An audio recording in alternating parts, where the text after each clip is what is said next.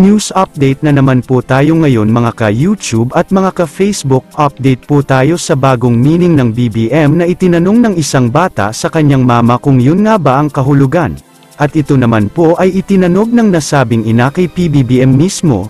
Narito po ang buong kwento at ang sagot ng Pangulong Bongbong Marcos. Sinagot ni Pangulong Ferdinand Bongbong Marcos Jr. ang isang nagtanong kung bigas biglang mahal daw ba ang kahulugan ng BBM sa kanyang vlog na inilabas nitong linggo ika-25 ng Pebrero. Binasa ni Pangulong Marcos ang mga liham na ipinadala raw sa kanya mula sa bahay ugnayan sa Malacanang. Isa sa mga ito ay ang sulat mula sa isang ina sa Laguna. I'm writing on behalf of my son because he told me, "Mommy, is it true that the meaning of BBM is bigas biglang mahal?" So I told him, "Okay, this is the best to write the president and ask him about it." Medyo natatawang pagbasa ni Pangulong Marcos sa sulat. Ayon sa Pangulo, natutuwa siyang sumulat ito, para matalakay ang usapin tungkol sa pagmahal ng bigas sa bansa.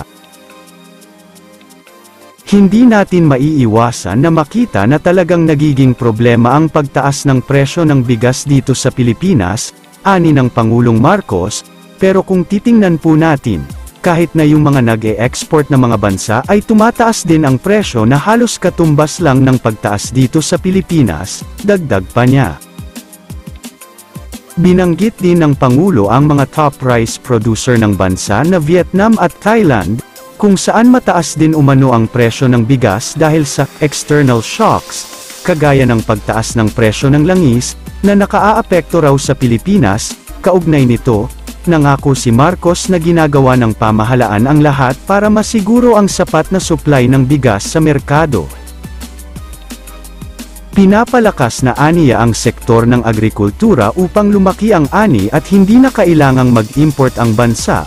Lahat ng external shocks ay tinatamaan talaga tayo, kaya ang ginagawa natin pinapalakas ang agrikultura upang ang produksyon natin ay maging sapat at hindi na tayo nag-i-import, mababawasan ang mga inputs para sa ating mga farmer at sana naman mas stabilize man lang natin yung presyo ng bigas, dagdag ng Pangulo.